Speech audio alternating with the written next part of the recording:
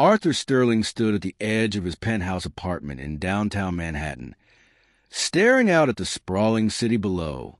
The skyline sparkled like 1,000 diamonds, a reflection of his hard-won success.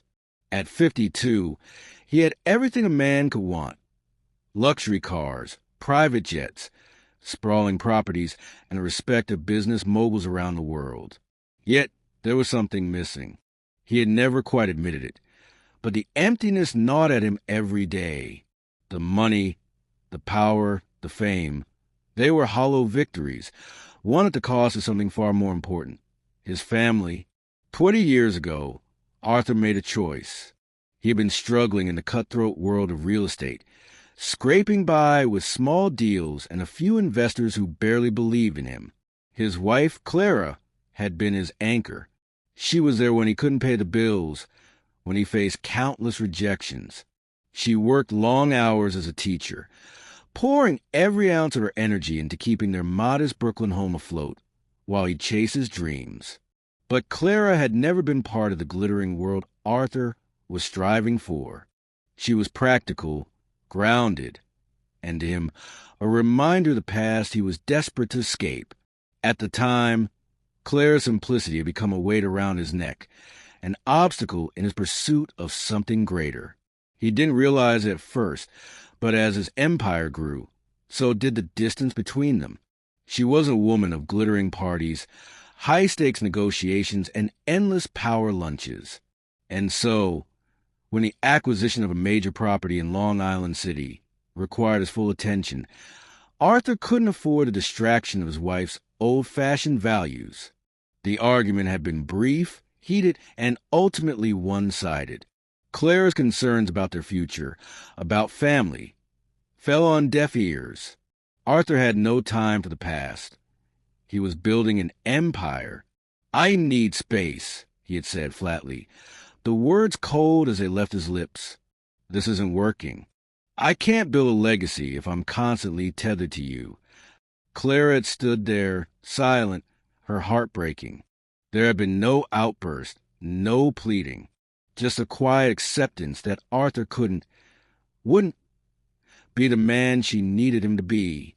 With a soft sigh, she had nodded, her voice barely a whisper. "I understand. I hope you find what you're looking for." Arthur left the next morning, and Clara watched him go. That was the last time he saw her. In the years that followed, Arthur built Sterling Global Holdings into a colossal empire. Skyscrapers bore his name, his face graced magazine covers, and he attended gala after gala, shaking hands with the world's elite. But even as his fortune grew, the void inside him grew larger. He had everything, but nothing felt real. His life was a series of transactions, buying, selling, acquiring, and yet he found no joy in the game. It wasn't just the emptiness of material wealth that bothered him. It was a nagging sense of what he had left behind. Clara, with her soft laughter and grounding presence, was nothing more than a faint memory now. He had pushed her aside for success, and in doing so he had lost more than just a wife. But tonight, something unexpected was about to happen. Arthur stood at the charity gala, a glittering event filled with New York's elite. The grand ballroom of the Plaza Hotel was a symphony of sparkling chandeliers and the hum of expensive conversations. He had hosted this event for years, raising money for causes he pretended to care about, making deals under guise of philanthropy. But this year was different.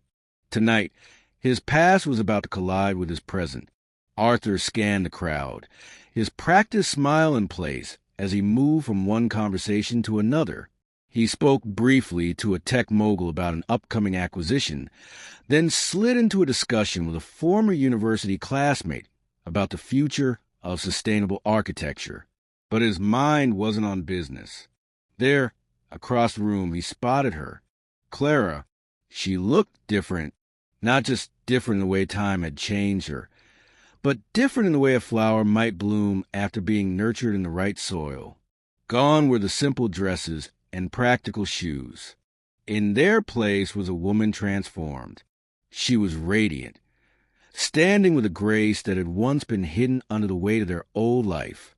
And beside her stood a young man. Arthur's heart skipped a beat as his eyes locked onto the figure next to Clara. The resemblance was undeniable. The young man had dark hair, sharp features, and an intensity in his eyes that mirrored Arthur's own. His breath caught in his throat. The boy looked just like him. Arthur blinked, struggling to reconcile the sight before him. How was this possible? The woman he had cast aside so many years ago was standing before him with a man who resembled his own younger self. But how could this be? His mind raced. Was this his son?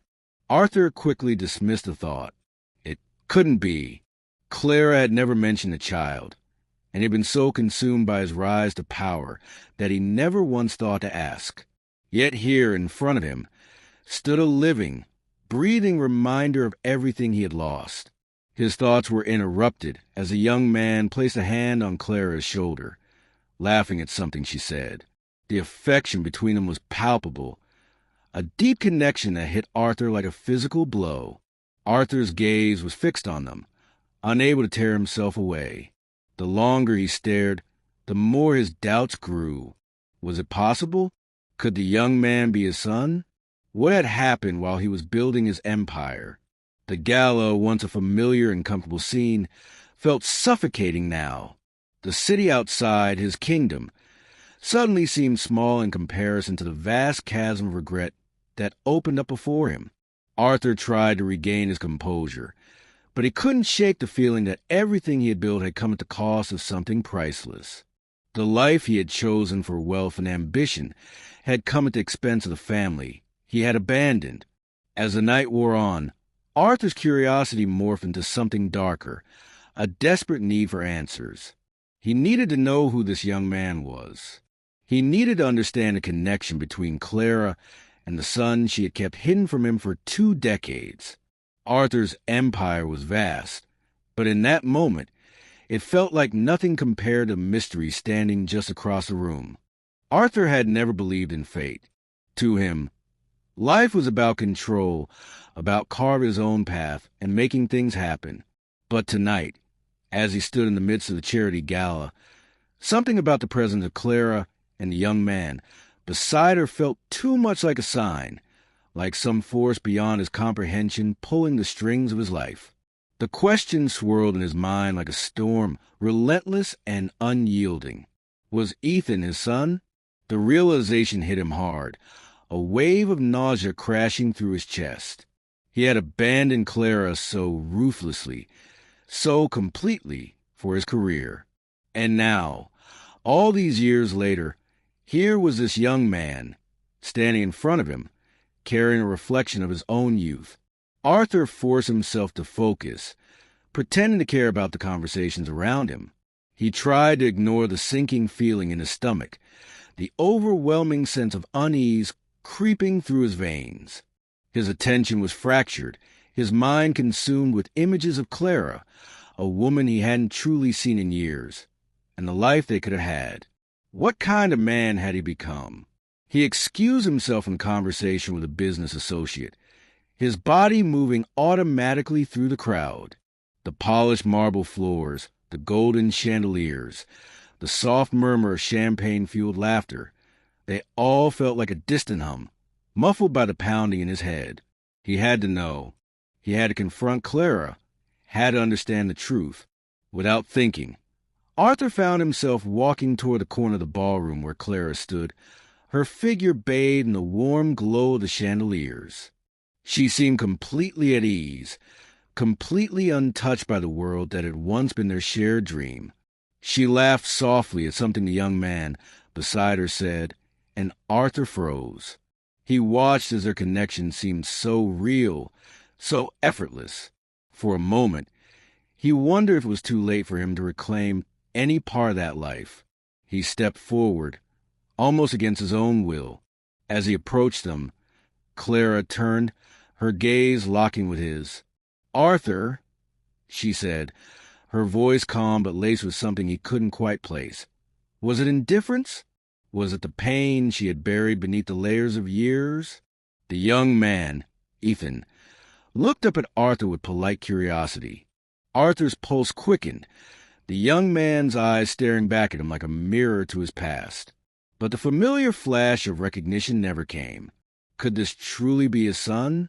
"Clara, it's been a long time," Arthur said, his voice steady but faltering underneath the weight of his own regret.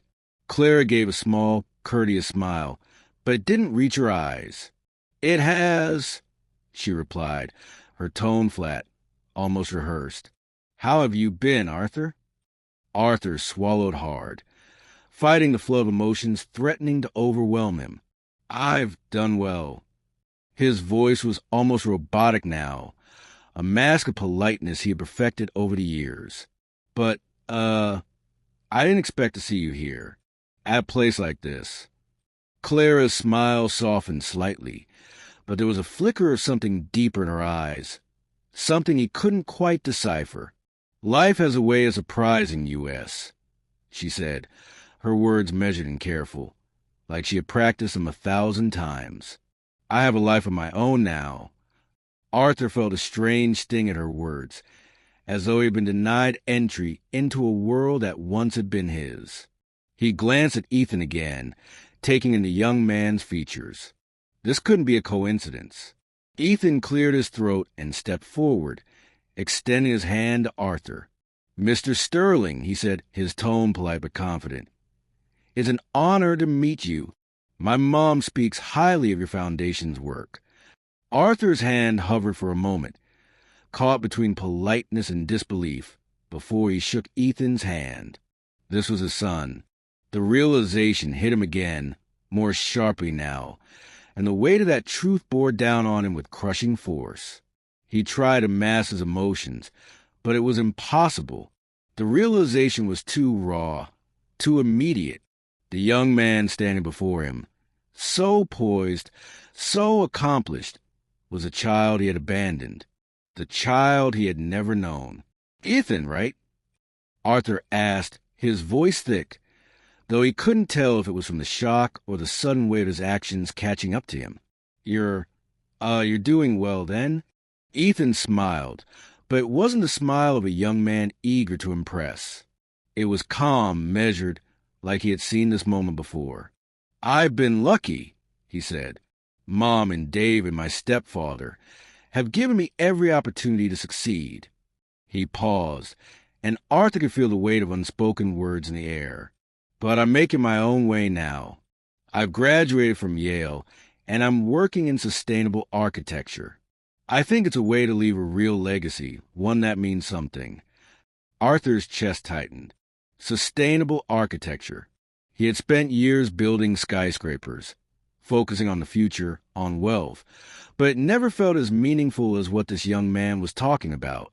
Clara smiled softly, a look of pride in her eyes as she turned to Ethan. "He's been working with some incredible people. I'm proud of him." Her voice, so gentle, so untainted by bitterness, was almost unrecognizable to Arthur. A brief silence followed, the weight of it palpable between them. Clara's eyes flicked between Arthur and Ethan, and Arthur realized, too late, that he had no place here. He was no longer part of this family. He had been erased, replaced by the man who had given Clara the stability he could never offer. And then it hit him, the final blow. Clara had moved on. She had found someone who wasn't just a placeholder, someone who had stepped in where he had failed. David Mitchell, Ethan's stepfather, was a real father to him. He had been the one to love Ethan, to raise him. And Arthur? Arthur had been nothing more than a memory, a distant and painful one at that. Arthur felt a strange emptiness creeping in, but he pushed it away. This was his own doing. He had chosen this path. "David's been a huge influence on my life," Ethan continued, unaware of the emotional storm raging within Arthur. "He's not just my stepdad. He's everything I needed. He's shown me what real strength is." Arthur couldn't breathe. The walls of his perfect empire, his carefully constructed life, began to crumble around him. This wasn't just a family. This was a life he would never have again. Arthur? Clara's voice broke through his thoughts. Are you all right? He nodded stiffly. Yeah, it's a lot to process. Clara gave him a sad, knowing smile. I understand. She turned back to Ethan. Let's get some drinks. Arthur watched them walk away, the weight of his past bearing down on him. He had lost them both. And what was left in his life? Money? Power? None of it mattered now. He had everything, but he had lost everything that truly mattered.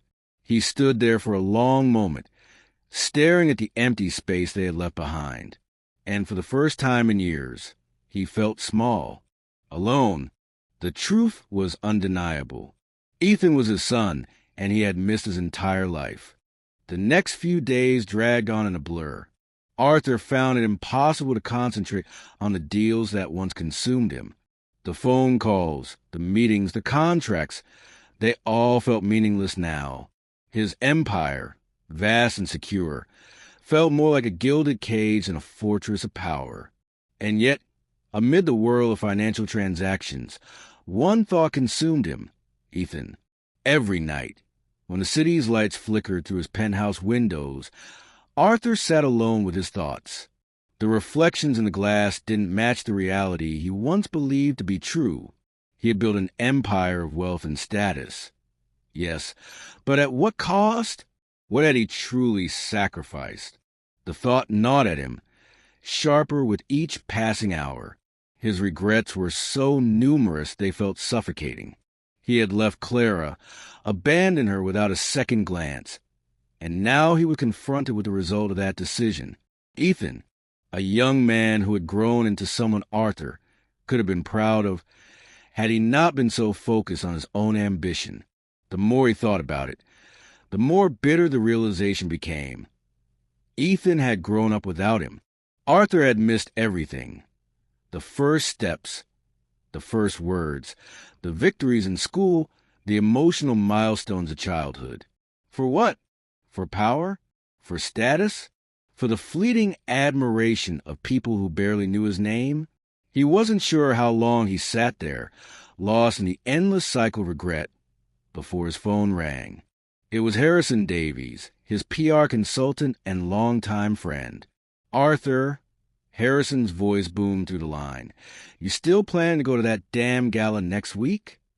There was a knowing edge to his voice. Arthur glanced at his reflection in the darkened window. I don't know, he replied, his voice flat. Does it matter?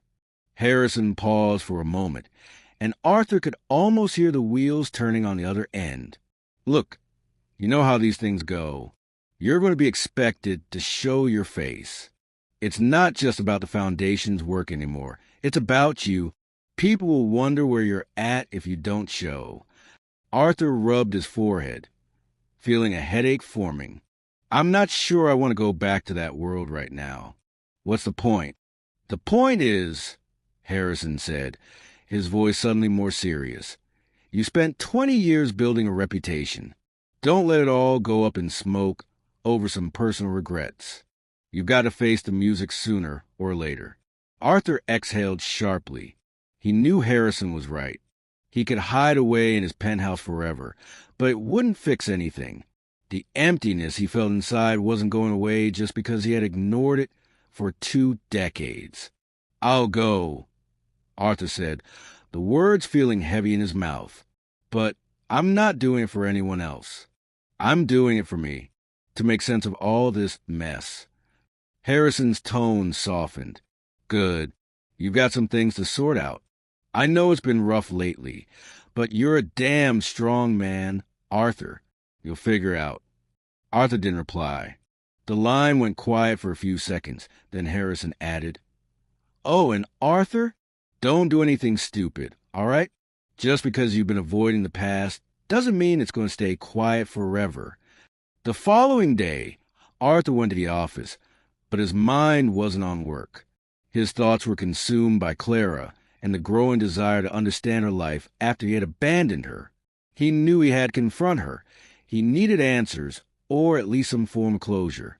He had no idea what he would say to her when they finally spoke again, but one thing was clear. He could not let this go. Later that afternoon, as Arthur left his office, he found himself walking toward the elevator, his mind racing. He had made the decision. He would reach out to Clara. It didn't matter how painful it was. He needed to hear her side of things. He needed to understand the woman who had once been the love of his life, and who now lived a life he had never known. His assistant, Claire, greeted him as he stepped into his car, the sleek black vehicle moving silently through the streets of Manhattan. Arthur stared out the window as the city passed by, the same city that had once represented the future, the promise of success. But now, the buildings and lights seemed like a cold reminder of everything he had sacrificed. As he sat in the back seat, Arthur couldn't shake the thought of Ethan. Could he truly be his son? The resemblance was undeniable, but there was still so much about this new life that didn't make sense. Clara had built a new life, and she had done so without him.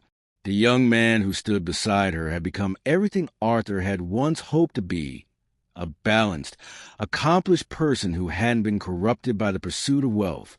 Arthur's thoughts drifted back to the night of the gala. He had watched them together. The effortless connection between Clara and Ethan, the way they interacted, the small gestures of affection. It was clear they were a family, a real family, the kind Arthur had never been able to build. When Arthur arrived at his penthouse that evening, the weight of the day bore down on him. He stood in the grand foyer, his eyes scanning the familiar surroundings, but nothing felt comforting anymore. The city that he had once conquered with ruthless ambition now seemed cold and distant. He had made a choice all those years ago, and now he had to live with the consequences. His phone buzzed on the counter. It was a text from Harrison. "You still on for tomorrow?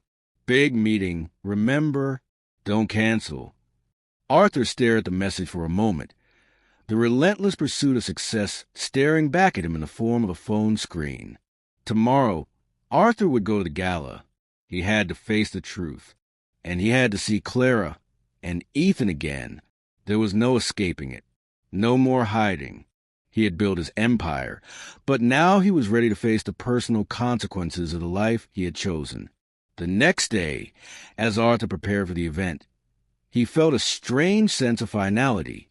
He had been running from this moment for over 20 years, but now he had no choice but to face it. He had to understand what had become of the woman he abandoned and the family he never knew he had. And so, with a heavy heart, he walked out his penthouse, the lights of the city flickering in the distance, ready to confront the truth that had been waiting for him all along. The gala was in full swing by the time Arthur arrived. The Plaza Hotel's grand ballroom was ablaze with gold light, and the air buzzed with the sound of clinking glasses and muffled laughter. The faces of the city's elite mingled freely, business tycoons, fashion moguls, and politicians who had long since learned the art of exchanging pleasantries and backhanded compliments. The high-pitched hum of conversation and champagne was deafening, and yet, in the middle of it all, Arthur felt a deep emptiness that he couldn't shake. His life had been a string of events just like this one, luxurious, polished, flawless. But today it was all meaningless. Arthur's mind wasn't on business tonight, despite the well-practiced charm he wore for the room. As he moved through the crowd, his thoughts kept drifting back to Clara and Ethan, the questions circling like vultures. What had his absence done to them? What had they built without him? And what kind of man would he become after everything had crumbled?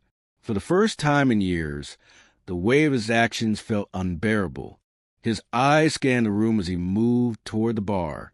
The young bartender, a fresh-faced college student, smiled at him, sliding a glass of scotch across the counter.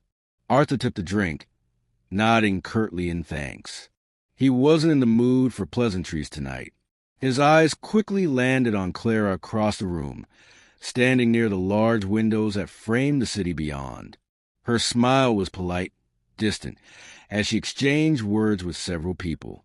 But Arthur didn't need to hear the conversation to know that Clara was someone else now. She was a woman who had moved on, found her own life in a world that no longer had room for him. And beside her, Ethan, the young man, was laughing, his head thrown back in that carefree way Arthur remembered from his own youth. He didn't look out of place here, not like Arthur had feared. Ethan blended in seamlessly, a person of this world, while Arthur had become an outsider, a relic of his past mistakes. Arthur felt a pang in his chest. This was his son, a young man who had grown up in the world Arthur had abandoned. The realization hurt more than he was prepared for. What had he missed? Clara noticed him first, her eyes flicking toward Arthur as if she had known he'd be there. She excused herself from the group and walked toward him. There was no hesitation in her step, no anger, just the quiet confidence of a woman who had weathered storms and emerged stronger. Arthur's heart thudded in his chest as she drew nearer. She was different, more than just the years that had passed. She carried herself with the quiet elegance of someone who had seen both triumph and tragedy, and now stood tall despite it all. "Arthur," she greeted him softly, her voice warm but distant. He took a shallow breath. "Clara," he replied, his voice tighter than he intended. "You look, well." Clara gave a small smile, but it didn't quite reach her eyes. "I'm fine. You look like you've been busy." Arthur nodded but said nothing. The weight of the silence between them was deafening. He glanced over at Ethan, who had noticed the exchange and was now watching them with quiet curiosity. The young man's expression was unreadable, but Arthur could sense the tension in his gaze. Ethan knew who he was. "How have you been?" Clara asked, breaking the silence. Her question was polite, but it felt like a formality rather than genuine curiosity. "I've been," Arthur began, but his voice trailed off. How could he answer her? He had everything, yet nothing. "I've been successful. You know how it goes." Clara tilted her head slightly, her eyes scanning him with a mixture of curiosity and something softer. "Success doesn't seem to have made you happy," she said quietly. There was no accusation in her tone, just a simple observation. Arthur felt a sharp pang in his chest. It was true. He had sacrificed so much for success, but the emptiness he felt now made it clear how far he had strayed from what truly mattered. How could he have been so blind? "Clara, Arthur started, but his words faltered. He didn't know what to say to her, to explain the years he had spent running from everything that had once been important. She sighed softly, as if reading his mind. "Arthur, it's not about what you've done or what you haven't. It's about what you've missed along the way." She glanced over at Ethan again. "What's left of the man you used to be, that's what you need to find." Arthur's heart skipped a beat. Ethan, she had raised him without him, built a life without him, and now he was standing there, a reflection of the man Arthur had been too selfish to be. Could he ever make it right? Before Arthur could respond, Ethan stepped forward, offering his hand. "Mr. Sterling," he said, his voice confident but not overly familiar. There was no trace of resentment in his tone, just a cool professionalism that unsettled Arthur. Arthur hesitated for a moment before shaking Ethan's hand. "Ethan," he said, his voice rough, "it's good to meet you." Ethan smiled, though there was a slight wariness in his eyes. "Likewise. My mom's told me a lot about you. You've done some impressive work." Arthur nodded, his chest tightening at the mention of Clara. She had kept their past intact for Ethan, kept the connection between them alive without him even knowing. "Clara's been telling you about me?" Arthur's voice caught.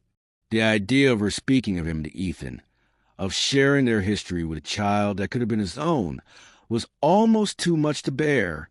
Clara caught his eye, her expression unreadable. "I didn't want him to grow up without knowing who you were," she said softly. "But I didn't want him to carry your mistakes, either." Arthur swallowed, his throat dry. She had done this on her own. She had been strong for Ethan, and he had been absent, a stranger to his own son. A moment of silence passed, thick with unspoken words. Ethan cleared his throat, breaking the tension. Well, I should get going. I have a few things to take care of. But it was good to meet you, Mr. Sterling. I'm sure we'll cross paths again. Arthur nodded, watching as Ethan turned and walked away, his figure disappearing into the crowd. The finality of it hit Arthur like a punch in the gut. This wasn't just a business deal or a fleeting moment. It was the loss of a lifetime. Ethan was part of a world Arthur had never truly been a part of, and now, after all these years, he had no right to claim any of it. Clara looked at him one last time. Her expression softened, but her voice was firm. You can still be part of his life, Arthur, but you have to be honest with him, and with yourself. Arthur nodded, the weight of her words sinking in. He had missed so much. He had built his empire, but in the process, he had destroyed everything that truly mattered. As Clara walked away, leaving him standing in the ballroom, Arthur felt the enormity of his choices crash down on him. He had everything in the world, but it was nothing compared to what he had lost. Arthur spent the next few days in a haze, unable to escape the weight of the conversation that had unfolded at the gala. His mind was a whirlwind of questions. What could have been, what he had lost, and most haunting of all, what could never be reclaimed? The city that had once felt like his command now seemed like a prison of his own making. Every gleaming skyscraper, every familiar corner of Manhattan, was a constant reminder of the family he had thrown away for ambition. But even as the weight of his past bore down on him, one thing kept circling in his thoughts. Ethan, his son. Arthur had tried to push the ideal away for so long, but it was undeniable.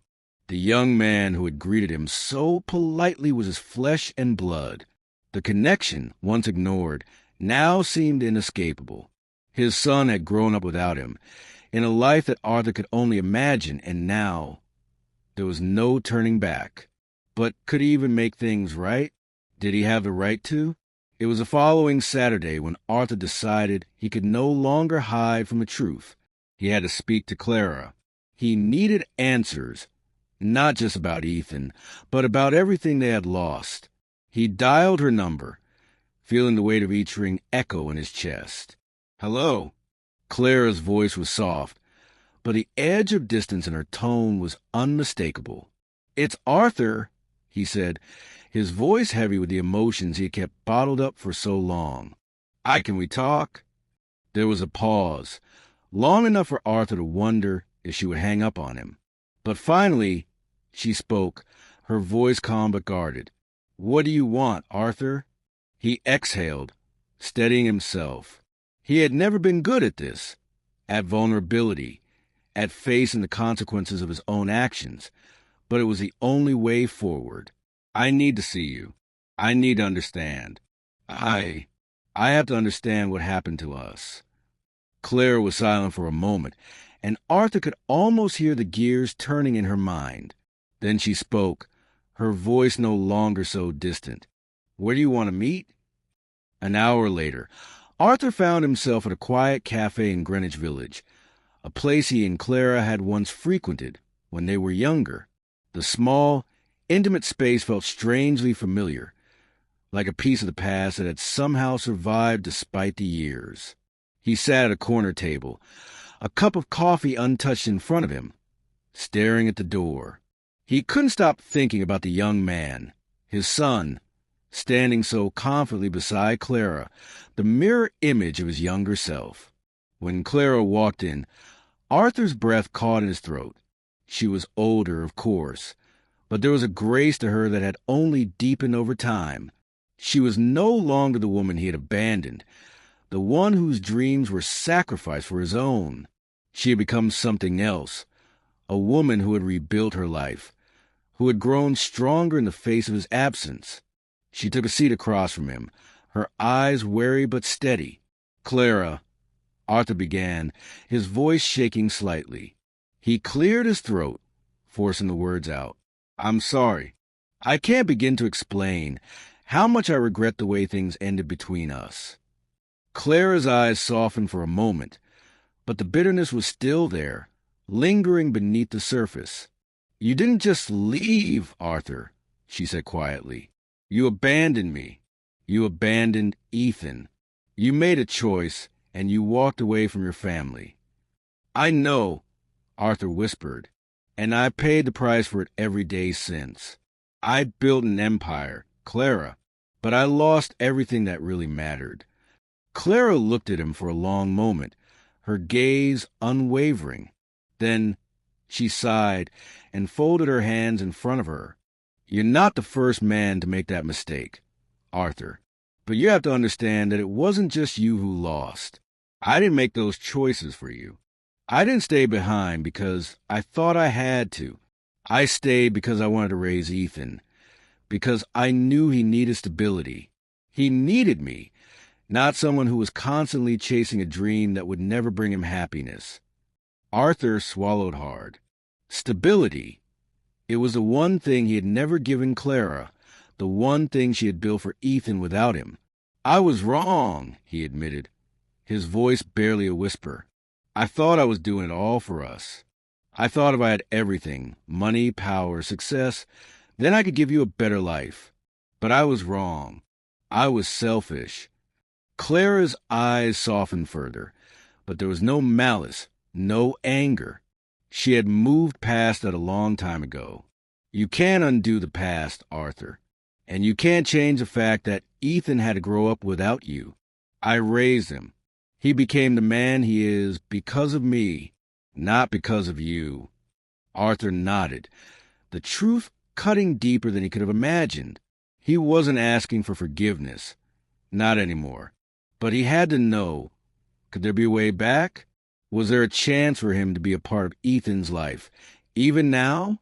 "I know I don't deserve anything from you," Arthur began, his voice shaken with raw emotion, "but I need to be part of his life. I want to meet him. I need to make things right. Clara, not just for me, but for him. He deserves to know who I am, who I could have been for him." Clara was quiet for a moment, her gaze unwavering. Then she spoke. "Arthur, Ethan doesn't need you in the way you think. He's already had a father. He doesn't need you to step in and fix things. But if you really want to make things right, then be there for him. Don't just try to buy your way back into his life. Be there. Be present." Arthur swallowed, the weight of her words settling deep inside him. He realized, finally, that it wasn't about the money, the status, or the empire.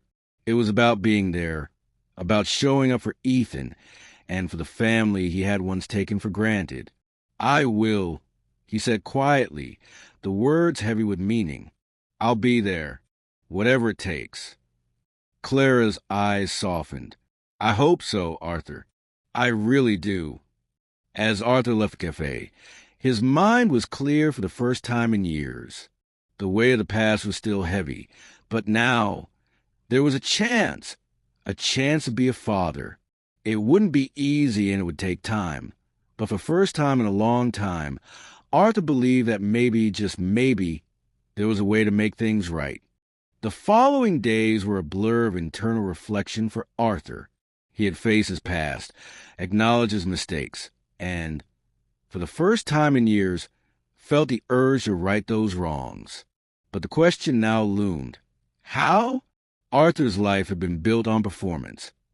Whether it was convincing investors to trust him, sealing multi-million-dollar deals, or impressing the world with his opulent lifestyle, everything in his world was about presentation.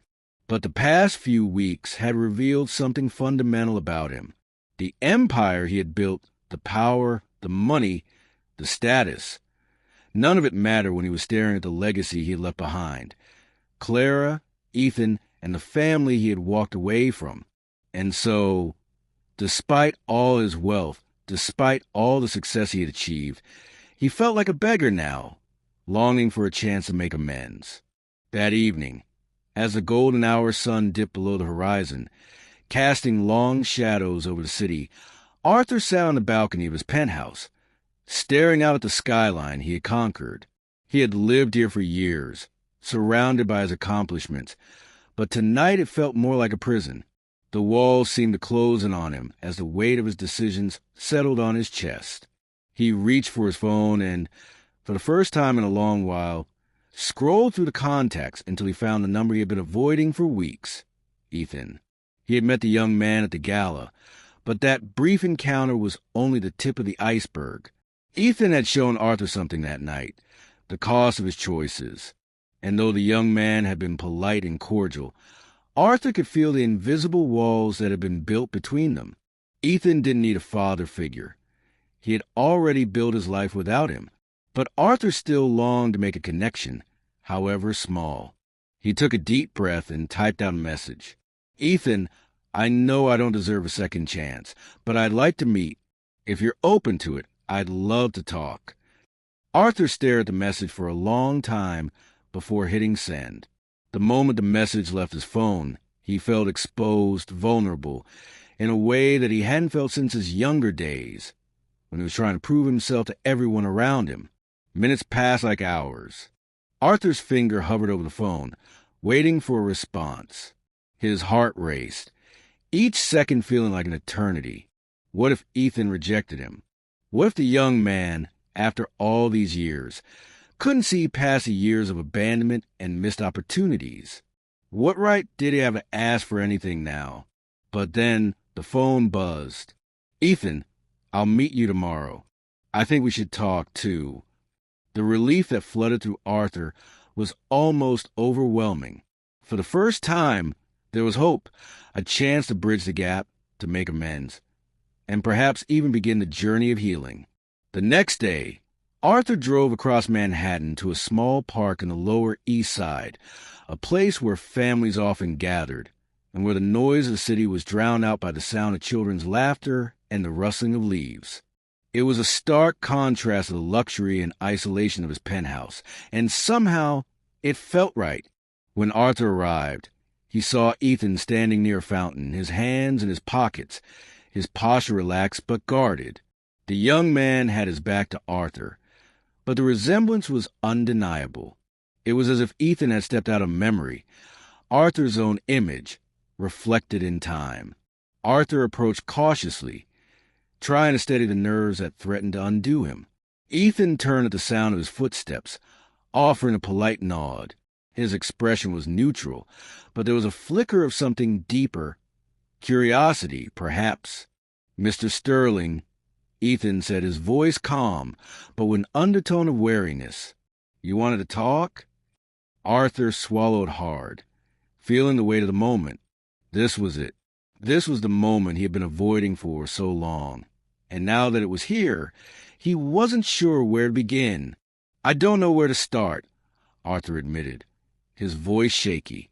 Maybe I just need to say I'm sorry. Ethan raised an eyebrow, his gaze fixed on Arthur. Sorry for what exactly?